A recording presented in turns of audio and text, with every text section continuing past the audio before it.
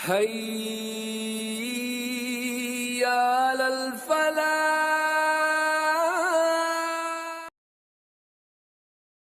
الحمد لله رب العالمين، والصلاة والسلام على سيد الأنبياء والمرسلين وعلى آله وأصحابه أجمعين.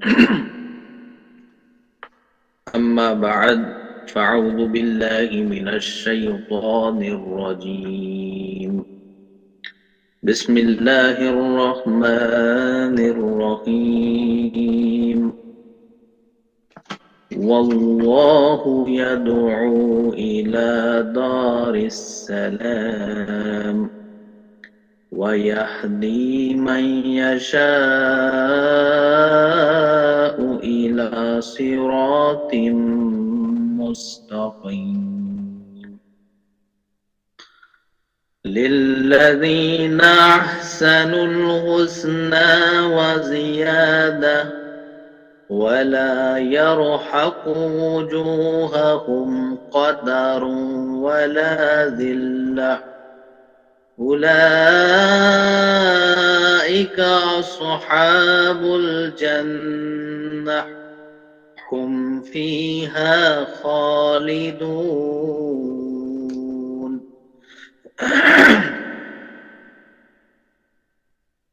والذين كسبوا السيئات جزاء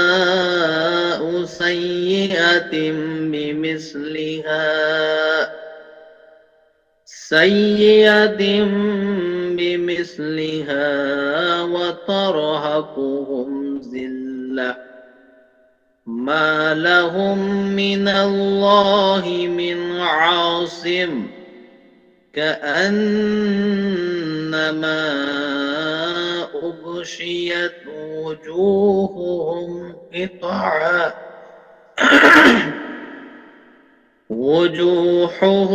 قطعا من الليل مظلما. أولئك أصحاب النار هم فيها خالدون. ويوم نحشرهم جميعا ثم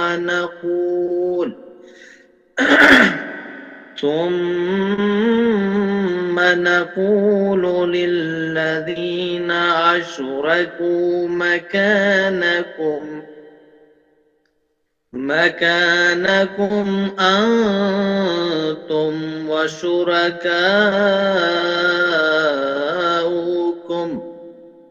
فزيلنا بينهم وقال شركاؤهم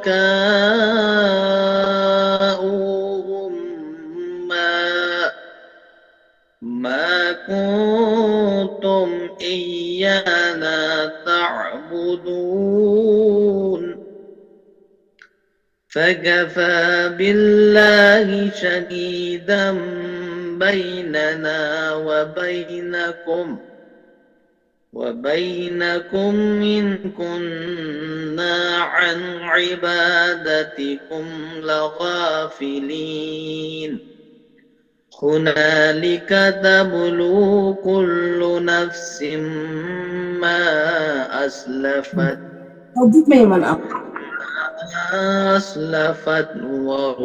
وردوا إلى الله مولاهم الحق وضل عنهم ما كانوا يفترون. صدق الله العظيم. معزز و مکرم ناظرین و ناظرات، السلام علیکم ورحمۃ اللہ وبرکاتہ۔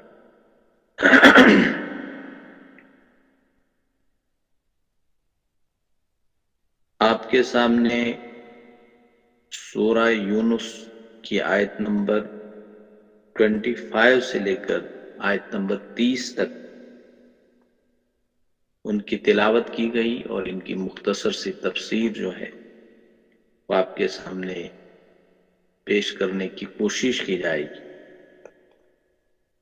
رکوع نمبر 3 کی یہ آیات ہے، سورہ یونس مکی صورت ہے، اور یہ جو رکوع زیر درس تھا، پچھلے جو دروس تھے اس رکوع کے حوالے سے ان میں یہ بات سامنے آئی تھی کہ اللہ تعالی مشرکین کا فیصلہ سناتے ہیں، دنیا کی بے ثباتی بیان کرتے ہیں، اور جو معبودان باطلہ ہیں ان کی حیثیت اور ان کی حقیقت کو نمایاں کیا جا رہا ہے، اور اللہ تعالی اپنی قدرت کاملہ کی وضاحت فرماتے ہیں کہ اللہ ہی ہے جو تمہیں زمین پر چلنے کی طاقت فراہم کرتا ہے، جو تمہیں کشتیوں کے ذریعے سے سمندر پر چلنے کی طاقت فراہم کرتا ہے۔ دنیا میں جو کچھ بھی تم کام کرتے ہو، جس قانون کے تحت کام کرتے ہو، وہ مشیت ایزدی کے تحت ہوتی ہے، اللہ کے حکم کے تحت ہوتا ہے۔ تم سانس بھی لیتے ہو، یہ اللہ کا حکم ہے، تمہاری مجال کی تم اپنی قوت اور طاقت سے سانس لے سکتے، یہ اللہ کا حکم ہے، آپ کے لنگز کو حکم ہے، اس ہوا کو حکم ہے اللہ کا، یہ جاتی ہے اندر، اس کو انہیل کرتے ہو، اس کو ایکسہیل کرتے، آپ کا ہارٹ پمپ کرتا ہے بلڈ کو، یہ اللہ کا حکم ہے، اسے یہ کرنا ہی کرنا ہے، at any cost, under any condition. جب اس کا حکم آ جائے کہ تجھے پمپ کرنا بند کر دینا ہے، بند کر دے۔ انسان دیکھتا ہے یہ اللہ کا حکم ہے آنکھوں کو، اور جو کچھ بھی آنکھوں کے اندر پروسیس ہوتا ہے دیکھنے کے حوالے سے، لائٹ وغیرہ کو لے کر، یہ سب اللہ کی مشیت ہے، اللہ کا حکم۔ انسان کی طاقت، انسان کی منشا، انسان کی چاہت کا کوئی دخل اس میں نہیں۔ تو انسان کس بات پر اترائے، انسان کس بات پر تکبر کرے، انسان پھر کس وجہ سے غفلت میں پڑے رہے، کیوں دیگر معبودان باطلہ کے پیچھے جا کر اپنی آخرت اور اپنی عقبہ کو خراب اور برباد کرتا ہے۔ معبودان باطلہ سے صرف مراد بت اور نہیں ہے جو پتھروں کے بنائے ہوئے ہیں، بلکہ ہر وہ شے، ہر وہ شخص، ہر وہ چیز جس کی محبت، جس کی عقیدت، جس کی عظمت اللہ تعالیٰ کی محبت سے، اللہ تعالیٰ کی عقیدت سے، اللہ تعالیٰ کی عظمت سے بڑھ کر ہو، وہ معبودان باطلہ ہے، وہ اس بت سے بھی بدتر ہے جس کی مکہ میں عبادت کیا کرتے تھے لوگ۔ کیونکہ قرآن مجید نے سورۃ البقرہ میں اس بات کو واضح کیا ہے کہ جب آخرت کا دن ہوگا، آخرت کا معاملہ ہوگا، اس وقت یہ معبودان باطلہ جو ہوں گے وہ سب اظہار برات کریں گے، جیسے آپ نے سورۃ التوبہ پڑھا، برات من اللہ ورسولہ الی الذین کفروا عاہدتم، وہ آیت ہے جو پہلی، من المشرکین، مشرکین میں سے جن کے ساتھ تم لوگوں نے عہد کیا، ان سے برات ہے، عہد وہ گویا کہ ان سے اب لا تعلقی کا بیان اعلان کیا جا رہا ہے۔ تو اس وقت بھی یہ معبودان باطلہ جو ہیں وہ لا تعلقی کا اعلان کریں گے، ہمارا ان کے ساتھ کوئی معاملہ نہیں ہے۔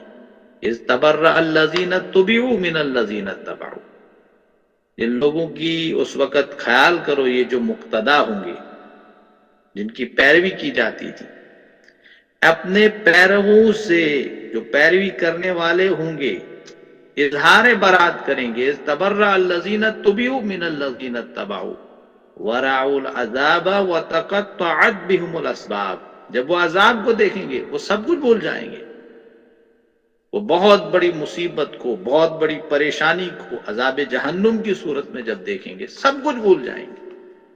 یہ قرآن ہے، واضح کر رہا ہے اس پیغام، انسان کو سمجھا رہے ہیں بڑے پیار سے، بڑی ہمدردی کے ساتھ، بڑی محبت کے ساتھ۔ انسان انما الحیات الدنیا الا متاع الغرور، جیسے کہ آپ نے پیچھے جو آیت، اس سے پہلی آیت تھی 20، یہ آیت نمبر 24، انما مثل الحیات الدنیا، دنیا کی زندگی کی مثال کو بیان کیا جا رہا ہے۔ کیا ہے؟ ایک باغ کی حیثیت، اس پہ کوئی اللہ کا عذاب آ گیا، امر جس کو پچھلے درس میں بھی جو ہے واضح کیا گیا، سب خاک میں مل گیا، ایسا معلوم ہوتا ہے جیسے یہاں پر کچھ تھا ہی نہیں۔ انسان کی حیثیت بھی یہی، مر گیا، دفن کر دیا گیا، جیسے کہ تھا ہی نہیں کہیں، اس کا کوئی وجود نہیں۔ تو انسان کیوں کر آخر کار اس آخرت کو بلائے، اس دنیا کی رنگینیوں میں کیوں اپنے آپ کو پھسلا کر، بہلا کر اپنی زندگی کو گزار رہا ہے؟ بہرحال ہمیں غور کرنا چاہیے، یہ اللہ کا پیغام ہے، قرآن مجید کا پیغام ہے، انسان کی اخروی کامیابی کے لیے، انسان کی سب سے بڑی کامیابی آخرت کی کامیابی۔ وہ علامہ اقبال کی جو شعر ہے، تو اسے پیمانائے، وہ علامہ اقبال کہتے ہیں کہ تو اسے ایسے ہی مت ناپ، اس انسان کی زندگی کوئی عام شے نہیں ہے، بلکہ جاویدہ پائہم دوا ہے زندگی۔ یہ زندگی جو ہے جاویدہ ہے، فار ایور کے لیے ہے، خالدون، ابداً ابدا والی زندگی ہے۔ جنت پہ رہیں گے ابداً ابدا، اور جہنم میں رہیں گے ابداً ابدا۔ تو یہ بات ہمیں یاد رکھنی چاہیے۔ تو اللہ تعالیٰ اب اسی حوالے سے اللہ تعالیٰ فرماتے ہیں کہ جو نیک لوگ ہوں گے اللہ تعالیٰ انہیں دعوت دیتا ہے، یا انسانوں کو دعوت دیتا ہے جن کے اندر کوئی تقوی کا کوئی کی حص موجود ہے۔ واللہ یدعو الی دار السلام، اللہ تعالیٰ تمہیں بلا رہا ہے، دعوت کر رہا ہے، انوائٹ کر رہا ہے۔ یہ قرآن مجید کیا ہے؟ It is an open invitation from Allah سبحانہ وتعالی۔ یہ اللہ کی طرف سے ایک خط ہے، اللہ کی طرف سے ایک خط ہے، اللہ کی طرف سے ایک لیٹر ہے۔ جیسے آپ نے وہ درس سنا ہوگا، مولانا محمد فاروق خان صاحب کو ہم نے مدعو کیا تھا، انہوں نے بھی یہ بات کہی تھی، اور یہ مولانا مودودی رحمۃ اللہ علیہ نے اصل میں اپنی کتاب میں لکھی ہے۔ یہ قرآن مجید اللہ کا ایک خط ہے، اور اس مثال کو ڈاکٹر اسرار بھی اپنی تقاریر میں بیان کرتے۔ یہ قرآن مجید ایک ایسا خط ہے جیسے ایک دوست کی طرف کسی دوست کا خط آتا ہے، اور اس دوست کو وہ سنبھال کے رکھتا ہے، اس دوست کے خط کو وہ سنبھال کے رکھتا ہے صندوق میں، بعد میں کبھی کھولتا ہے، اسے یاد آ جاتا ہے وہ دوست جس نے وہ خط بھیجا تھا۔ یہ قرآن بھی وہی ہے، اس قرآن کو پڑھو گے، اس کو سمجھو گے، اللہ یاد آئے گا، اس سے لا تعلقی کرو گے، تلاوت نہیں، درس نہیں، کچھ نہیں۔ آج کے اس بگڑے ہوئے دور میں جبکہ پوری دنیا مست ہے دنیا داری کی مشغولی، قرآن کو پڑھنے والے لوگ بہت کم ہیں۔ جو لوگ ہیں بھی بیچارے، ان کی عزت، ان کا اتنا مطلب ان کی عزت اور ان کی توقیر کے حوالے سے اتنا ان کو گویا کہ ڈیگریڈ کیا جا رہا ہے۔ ہم دیکھتے ہیں اپنی سوسائٹی میں کیا، تو وہ بیچارے بہرحال ان کا اپنا معاملہ ہے۔ یہ زندگی آزمائش ہے، قرآن کی دعوت دے رہے ہو، سب کچھ جلنا ہے، چاہے جس طرح سے بھی جو بھی آزمائش ہے اس کو برداشت کرنا ہے۔ تو یہ اوپن لیٹر ہے اللہ کی طرف، اوپن لیٹر، اوپن انویٹیشن۔ اللہ تعالیٰ کتنا رحمان ہے، کتنا مہربان ہے اپنے بندے پر، کہ اللہ تعالیٰ اپنے بندوں کو بلا رہا ہے جنت کی طرف۔ اے میرے بندو، آ جاؤ اس جنت کی طرف جو نعمتوں سے بھری ہے، مالا مال ہے، جس کا تم نے کوئی خیال بھی نہیں کیا ہوگا، تمہاری تخیل کی نگاہیں بھی اس کو چھو نہیں سکتی ہے۔ انسان کا تخیل بڑی چیز شے ہے، یہ کہیں بھی جا سکتی ہے، آپ دوسرے آسمان میں بھی تخیل کے ذریعے سے گھوم سکتے ہیں۔ اب بہرحال اس کی شے اور اس کی حیت کیا ذہن میں آئے گی، لیکن انسان کا تخیل ہے، یہ بڑا تیز ہے، بلکہ سپیڈ آف لائٹ سے بھی تیز ہے جو انسان کا تخیل ہے۔ آپ نے ابھی عرش کی بات کی، آپ کا ذہن عرش پہ پہنچ گیا جیسے محسوس ہوتا ہے۔ امریکہ کی بات کی، امریکہ تک پہنچ گیا۔ انگلینڈ کی بات کی، انگلینڈ، جہاں کی بات کریں آپ کا تخیل وہاں پہنچتا ہے۔ لیکن جنت وہ شے ہے کہ آپ کا تخیل بھی اس کو چھو نہیں سکتا ہے. وہ کیسی جنت ہے؟ ہاں اتنا ہے جتنا قرآن نے واضح کیا ہے، نعمتوں سے مالا مال ہے. من تجری تحتی الانہار خالدین فیہا ابدا، اس میں یہ ہوگا ہوگا. اللہ تعالیٰ اس جنت کی طرف انسانوں کو بلا رہے ہیں. واللہ یدعو الی الدار السلام یہدی من یشاء الی صراط مستقیم، وہ ہدایت دیتا ہے جسے چاہتا ہے. اس کے بعد اللہ تعالیٰ فرماتے ہیں للذین احسنوا الحسنى وزیادہ، ان لوگوں کے لیے جنہوں نے نیکی کی، جنہوں نے اچھے کام کیے، جنہوں نے تقوی کے معیار پر پورے اترے. وزیادتاً، ان کے لیے تو اچھا بدلہ ہے، حسنہ وزیادتاً، اس سے بھی زیادہ. پچھلے درس میں آیا تھا کہ اللہ کا مفسرین نے لکھا ہے اس سے زیادہ سے مراد دیدار الہی سے مشرف ہو جائے. اللہ تعالیٰ اپنے دیدار سے انہیں بلند کرے گا، کیونکہ اللہ کا دیدار کرنا ہی سب سے بڑی کامیابی انسان کی. ظاہر سی بات ہے، یہاں اس دنیا میں بھی اس کو سمجھ سکتے ہیں. آپ نے پرائم منسٹر صاحب کا نام سنا، سی ایم کا نام سنا، کسی لیڈر کا نام سنا، بڑا معروف، بڑے چرچے ان کے ہیں، تو وہ شخص بڑا خوش ہو جاتا ہے جب اس کے ساتھ اس کی کوئی ملاقات ہوتی ہے. اتنے بڑے آدمی کے ساتھ اس کو اپنی بڑی کامیابی سمجھتا ہے، یا اس لیول تک پہنچنے کے لیے جو وہ کوشش کرتا رہتا ہے. اللہ تعالیٰ اپنا دیدار جسے کرائے یہ اس کے لیے سب سے بڑی کامیابی ہے، سب سے بڑی کامیابی. ایک حدیث میں اس طرح بھی آیا ہے کہ اللہ تعالیٰ اپنے بندوں سے فرمائے گا بتاؤ میرے بندو کیا چاہتے ہو.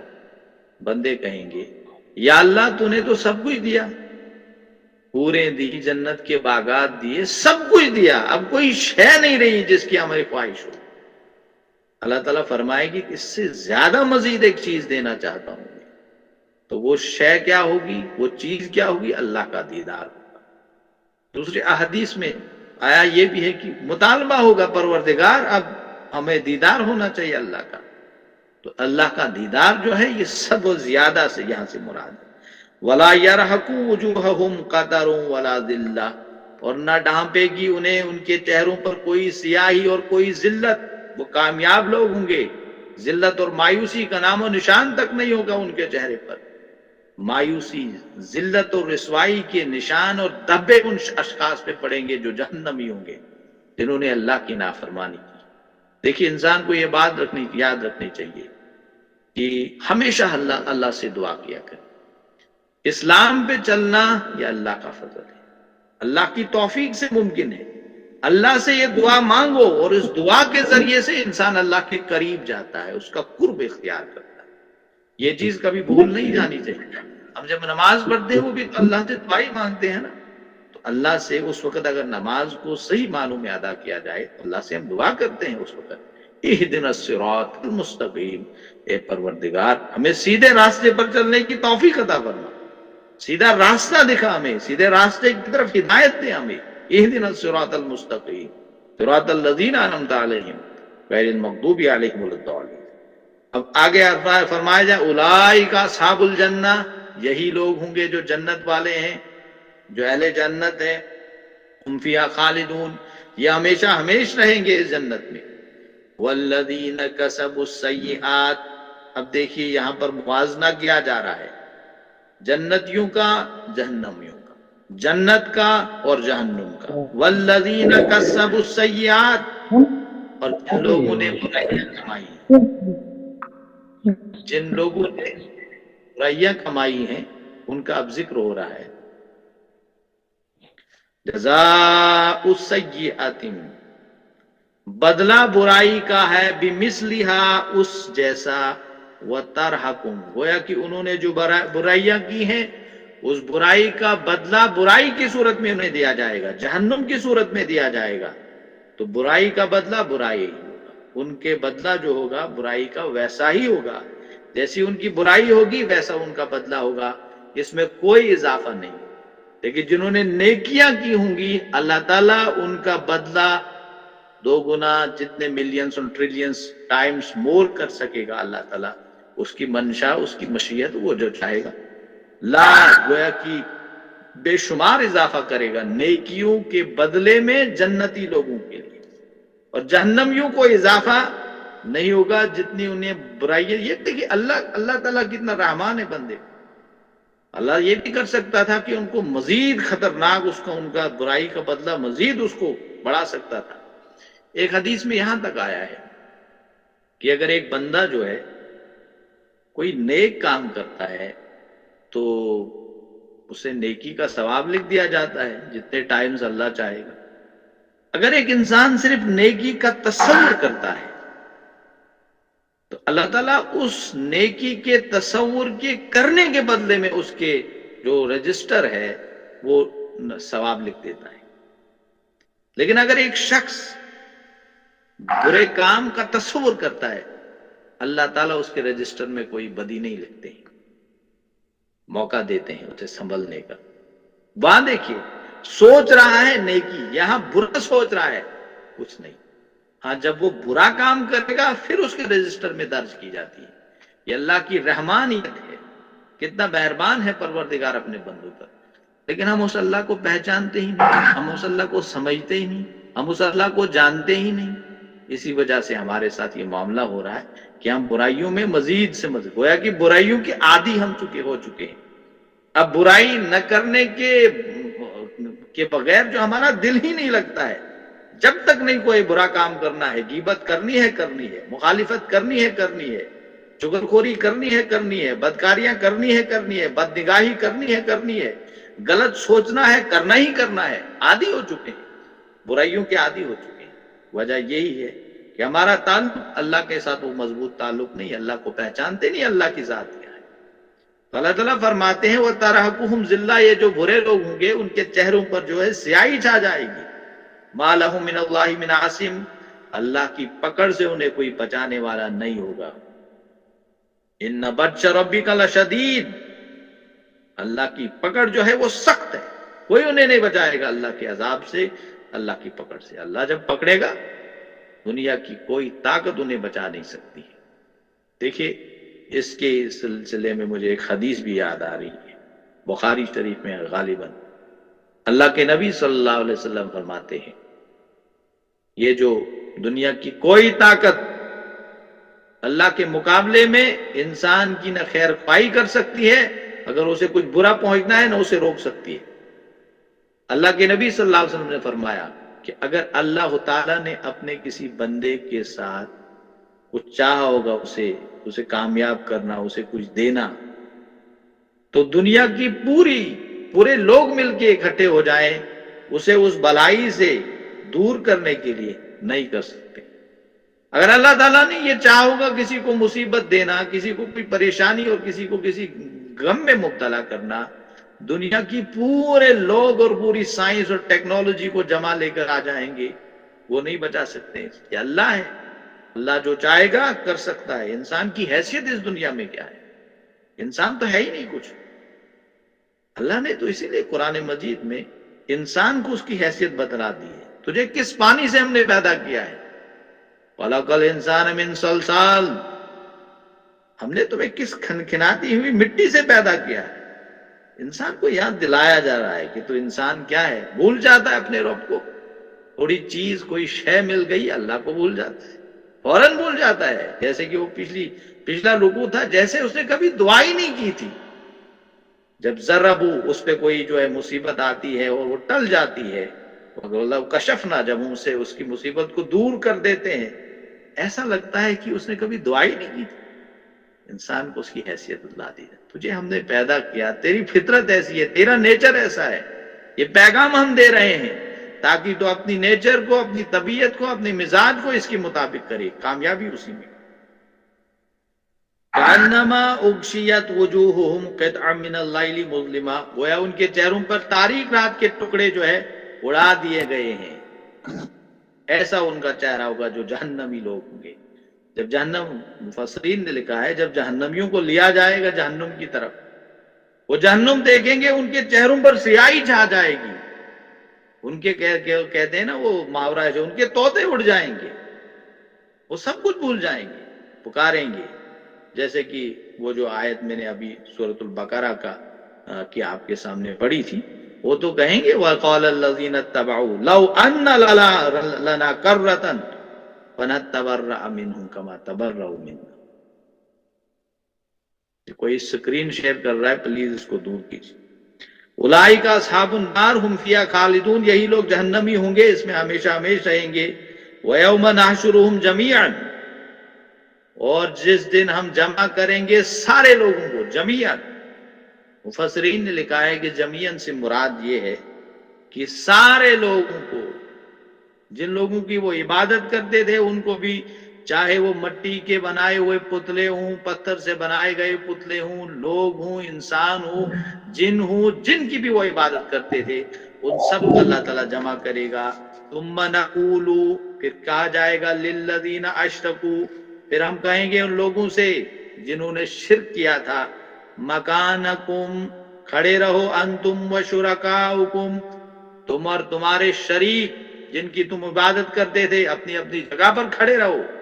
آج تم سے حساب کتاب لیا جائے گا، آج تم سے پوچھا جائے گا. تو ایسا معلوم ہوتا ہے کہ یہ لات و منات ڈاکٹر اسرار صاحب اپنی تفسیر میں لکھتے ہیں اور دیگر مفسرین نے لکھا ہے، مختلف آ رہے ہیں بہرحال، لیکن ایک ملی جلی ہوئی تفسیر یہ ہے. یہاں سے یہ معلوم ہوتا ہے کہ لات و منات عزا وغیرہ کی یہاں پر بات نہیں ہو رہی کہ ان کو جمع کیا جائے گا، جن کے بارے میں کسی کو پتہ بھی نہیں ان کی اصلیت کیا ہے، وہ کیا تھے کیا نہیں تھے، بلکہ یہ ان سب اولیاء اللہ کی بات ہوگی، نیک بزرگوں لوگوں کی باتیں ہوں گی جن کو انسانوں نے شریک ٹھہرائے اللہ کے ساتھ، جن کی عبادت کرتے ہیں، جن سے دعائیں مانگتے ہیں، جن کی عزت، جن کی احترام کا تقاضا یہ تھا کہ ان کے لیے دعائیں مغفرت کرتے.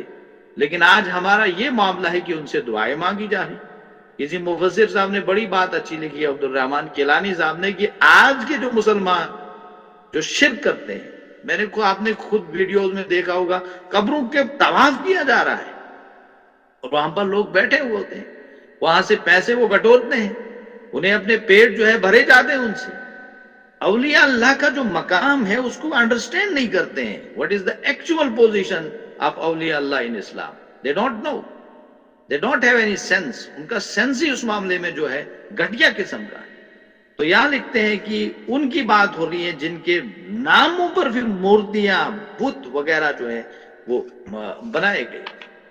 دیکھیے اسلاف اور نائلہ کا نام سنا ہوگا آپ نے، وہ دو بت تھے جن کو ہٹا دیا گیا تھا.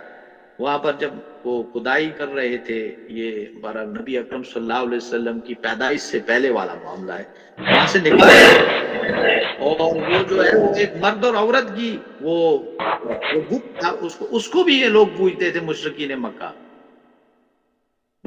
مکہ اس کو بھی پوجتے تھے. تو اس قسم کا گناونا شرک جو ہے، جن کے نام پر انہیں کو کٹا کیا جائے گا، یا قوم نوح ہے، یا قوم جنہوں نے سوا اور جنہوں نے ود اور یغوث وغیرہ جو ہے اولیاء اللہ کی پوجا کے لیے ان کے بت بنا رکھے تھے. اور اب ہمارے ہاں جیسے کہ میں نے کہا بت تو کوئی پوجتا نہیں ہے، لیکن قبروں کو ضرور پوجا جاتا ہے. اور میں نے خود دیکھا ہے کئی جگہوں پر، کئی مقامات پر جا لوگ جو ہے وہاں پر دعائیں مانگتے ہیں. ایک جگہ میں گیا تھا، وہاں پر ایک صاحب جو ہے وہ میرے خیال سے نماز اب پڑھتا بھی نہیں ہوگا کہ نہیں، جیب میں سے نکال، وہ ٹھیلا اس کے پاس تھا، وہ نکال کے ان کو دیتا تھا. وہاں پر وہ دعائیں مانگتے تھے، وہ دیتا تھا کوئی چٹھی جیسی، وہ اس کو پیسے دیتے تھے وہاں سے حاضر. تو اس قسم کی معاملات کیوں ہیں ہمارے مسلم سوسائٹی میں؟ کیوں یہ ان پڑھتا ہے؟ ہم اسلام کو جانتے نہیں، ہم قرآن کو سمجھتے نہیں، ہم جانتے نہیں اسلام کیا کہتا ہے، قرآن کیا کہتا ہے، احادیث کیا کہتی ہے. ان چیزوں کو اور سمجھتے یہ ان پڑھتا ہم سے دور ہو جاتی. اور یہ جو ہماری ان پڑھ عوام ہے، یہ جھوٹے موٹے لیڈران اور جو بھی ہمارے پیشوا بن جاتے ہیں ان کے پیچھے ہم نہیں چلتے. تو اس سلسلے میں حضرت مفسرین نے لکھا حضرت عیسیٰ علیہ السلام کو بھی کھڑا کیا جائے گا، ان کو بھی پوجا. عزیر علیہ السلام کو بھی کھڑا کیا جائے گا، ان کو بھی پوجا. جس کو بھی پوجا جاتا ہے، جس کی بھی عبادت کی جاتی ہے، ان کو کھڑا کیا جائے گا اور ان سے پوچھا جائے گا. دیکھیے ایک بات یہ ہے ہمیں یاد رکھنی چاہیے، الرب رب وان تنزل والعبد عبد وان ترقى. رب رب ہی ہے، ہر حال میں وہ رب ہے، بندہ بندہ ہی ہے. چاہے اس کی کتنی ترقی کرے وہ تقوی اور نیکی اور جس معیار سے بھی دیکھ لیں، بندہ بند ہے، بندہ بندہ ہی ہے. وہ کبھی بھی رب کے مقام تک نہیں پہنچ سکتا. اس لیے شرک کی جو وضاحت یا ڈیفینیشن بیان کرتے ہیں، کہتے ہیں کہ ایک تو شرک اصطلاحی معنی میں کسی کے ساتھ شریک ٹھہرانا، لیکن اس کا تھوڑا اگر آپ وائڈ کریں گے اس کی میننگ، ہوتا ہے کہ کسی شے کو اس کی اصل مقام سے ہٹا کر دوسری جگہ رکھ لینا، اس کو شرک کہتے ہیں. اللہ کا جو مقام ہے وہ ہے الرب رب وَإِن تنزل. آپ اللہ کے مقام کو کتنا گھٹانا چاہیں گے، نہیں گھٹا سکتے. رب رب ہی رہے گا، ہمیشہ رب ہے. بندہ اس کو اللہ نے اختیار دیا ہے، جیسے کہ میں پچھلے درس میں بھی کہا، انسان کو ان اللہ اشترى من المؤمنین بانفسهم لهم الجنہ، اللہ تعالیٰ نے مومنین کے انفس کو خرید لیا ہے جنت کے بدلے. یہ اختیار ہم نے بھیج دینا اللہ تعالیٰ کو. تو اللہ تعالیٰ جو ہے وہ اللہ تعالیٰ ہی رہے گا.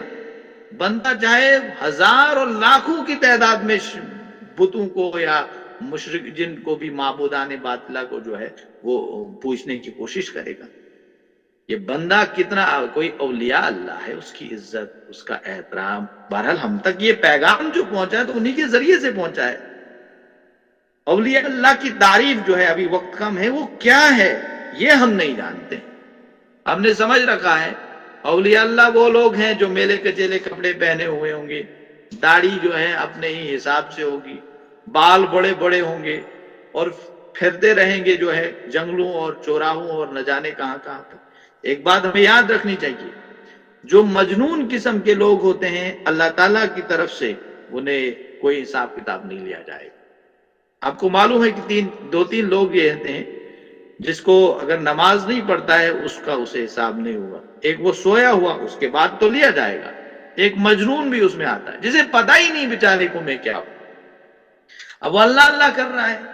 اسی لیے فقہ میں یہ بات جو ہے، کسی مجنون چاہے وہ کتنا ہی اللہ اللہ کرے، جو بھی کچھ کرتا رہے، اس کی کوئی بھی بات جو ہے وہ قابل مستند نہیں ہوتی ہے. اس کو کوئی کی شریعت کا حصہ نہیں بنایا جاتا ہے. is not to be followed. ہاں اس کی عزت کی جانی چاہیے. بہرحال انسان ہے، انسانی تقاضے ہیں، انسانیت بھی کوئی شے ہے نا، تو یہ ایک دوسرا معاملہ ہے. لیکن اس کے پیچھے پیچھے چلنا، وہ جو بات کہے بیچارے کس عالم میں کہہ رہا ہے اسی کو سمجھ لینا، بہرحال یہ ایک دوسرا نقطہ ہے. اس پہ جو ہے آپ کو کتابیں پڑھنی چاہیے. یہ ساری چیزیں مطالعے کے ذریعے سے حل ہوں گی. ہم مطالعہ کرتے نہیں ہیں، ایک دو کتاب پڑھ کے جو ہم فیصلہ کرنا شروع کر دیتے ہیں. اس لیے جو ہے تنگ گھاٹیوں میں جو ہم گھومتے پھرتے رہتے ہیں فارور کے لیے. وَزَيَّلْنَا بَيْنَهُمْ وَقَالَ شُرَكَاؤُهُمْ مَا كُنْتُمْ إِيَّانَا تَعْبُدُونَ. تو ہم ان کے درمیان رشتے منقطع کر دیں گے. فَزَيَّلْنَا بَيْنَهُمْ، اس میں مفسرین اور مترجمین فَزَيَّلْنَا، مولانا مودودی لکھتے ہیں کہ ان کے بیچ کے اجنبیت کا جو پردہ ہے ہٹا دیا جائے گا. جو معبودان باطلہ ہوں گے اور ان کے جو فالوورز ہوں گے ایک دوسرے کے سامنے لائے جائیں گے، وہ پہچانیں گے ایک دوسرے کو. معبود بھی اور جو بندے بنے ہوئے ہوں گے وہ ان کو پہچانیں گے. فَزَيَّلْنَا بَيْنَهُمْ، اجنبیت کا پردہ ہٹا دیا جائے گا. اور دوسروں نے لکھا ہے، کسی نے لکھا ہے کہ اپنے اپنی جگہ پر ٹھہرائے جائیں گے. فَزَيَّلْنَا بَيْنَهُمْ. ابن کثیر نے لکھا ہے، ان کے جو مولانا جونا گڑھی جو ہے ان نے لکھا ہے، ان میں جو ہے تفرقہ ڈال دیں گے، تفریق ڈال دیں گے، ان کو علیحدہ علیحدہ کر دیا جائے گا. بہرحال جو بھی ہوگا، ڈاکٹر اسرار لکھتے ہیں کہ ان کے درمیان جو رشتے ہوں گے ان کو منقطع کر دیا جائے گا. ان کو اپنی اپنی جو ہے جو نیک لوگ جنہیں اللہ کا شریک بنایا گیا ہے وہ شرک سے بری ہیں، کیونکہ انہوں نے تو اللہ کی اطاعت میں اپنی زندگیاں گزاری تھی، اور انہوں نے جو کچھ بھی کمایا تھا اپنے لیے کمایا تھا، دوسروں کے لیے نہیں کمایا تھا. تو اگر کوئی شخص، اب وہ ایک دوسرے کو پہچانیں گے نا، شیخ عبد القادر جیلانی رحمۃ اللہ علیہ کو پکارتا ہے یا کسی مزار پر جا کر، کسی قبر پر جا کر مشرکانہ حرکتیں کرتا ہے، تو اس کا وبال صاحب مزار پر قطعا نہیں ہوگا. اب ان بزرگوں سے تھوڑا ان پہ وبال ہوگا، ان کو اللہ تعالیٰ پوچھے گا تم نے، وہ تو کہیں گے کل، وہ کیا کہیں گے؟ یا اللہ ہم تو جانتے ہی نہیں ہیں کہ تم ہم کو پوجا نہیں کرتے تھے. وہ کہیں گے ان کے شریک جو ہے ان سے کہیں گے ما کنتم ایانا تعبدون، تم ہماری پوجا کرتے تھے، ہمیں تو پتہ ہی نہیں ہے یہ ہماری پوجا کرتے تھے. یا اللہ ہمیں پتہ ہی نہیں. وہ بری ہو جائیں گے اللہ کے دربار میں، برات اعلان برات کریں گے. اب جو لوگ ان سے، جیسے فرعون ہے، جیسے دوسرے لوگ جنہوں نے جبرن لوگوں کو اپنا غلام بنا کے رکھا، وہ بھی کہے گا اللہ سے پروردگار میں نے نہیں کہا تھا، وہ بھی برات کا میں جانتا ہی نہیں انہیں۔ لیکن جو بزرگ لوگ ہوں گے ان کے ساتھ سختی کا معاملہ نہیں ہوگا، ان نے تو نہیں کہا تھا انہیں کہ ہماری عبادت کرنا، ان کے ساتھ وہ معاملہ نہیں ہوگا جو ان لوگوں کے ساتھ ہوگا، فرعون یا جو بھی دوسرے لوگ ہوں گے جو معبودان باطلہ اصل بنے ہوئے ہیں، جنہوں نے لوگوں کو اپنا غلام بنا کے رکھا ہے، لوگوں پر زیادتی اور جبر کے ذریعے سے انہیں اپنا فالوور بنا کے رکھا ہے۔ اس کے بعد اکفا باللہ شہیدا بیننا وبینکم ان کننا عن عبادتکم لغافلون، بس اللہ کافی ہے گواہ ہمارے اور تمہارے مابین، ہم تو تمہاری اس عبادت سے بالکل بے خبر تھے۔ وہ لوگ کہیں گے یعنی اگر تم ہماری پوجا کرتے بھی رہے ہو تو ہمیں بالکل اس کی خبر نہیں، ہم پر اس کا کوئی الزام نہیں، ہم اس گناہونے فعل سے بالکل بری ہے، وی ڈونٹ نو۔ ہنالک تبلو کل نفس ما اسلفت وردوا الی اللہ مولاہم الحق، اللہ تعالیٰ فرماتے ہیں وَضَلَّ عَنْهُمْ مَا كَانُوا يَفْتَرُونَ، اس وقت جو ہے هُنَالِكَ تَبْلُو، وہاں جانچ لے گا ہر نفس ما اسلفت، جو اس نے آگے بھیجا ہے، وردو، اور وہ لوٹائے جائیں گے اللہ، اللہ کی طرف، مولاہم الحق، جو ان کا اصل میں رب ہے، ان کا حقیقی مالک ہے، وَضَلَّ عَنْهُ، اور گم ہو جائیں گے ان سے، مَا كَانُوا يَفْتَرُونَ، جو وہ جھوٹ کھڑا کرتے تھے۔ گویا کہ یعنی اس دن جب شفاعت کی امیدیں، ان کے جتنے بھی شفیع ہوں گے لوگ، وہ سب ان سے اعلان برات کریں گے، اور ان کی امیدوں کے جو جن کا وہ سہارا، ان کی امید جو ہے ان کی کل آخرت میں ہمیں ہماری شفاعت کریں گے، سفارش کریں گے، وہ سارا معاملہ جو ہے ختم ہو جائے گا، شفاعت کی امیدوں کے سہارے جو ہے وہ سب ختم ہو جائیں گے، تو ان کے ہاتھوں کے طوطے اڑ جائیں گے، تو تب انہیں معلوم ہوگا خواب تھا جو کچھ دیکھا، جو سنا افسانہ تھا۔ وآخر الدعوانا ان الحمد للہ رب العالمین، آمین یا رب العالمین۔ السلام علیکم۔ اللہ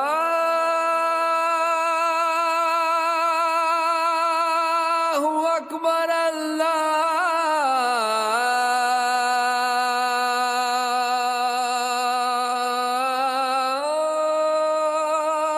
اکبر۔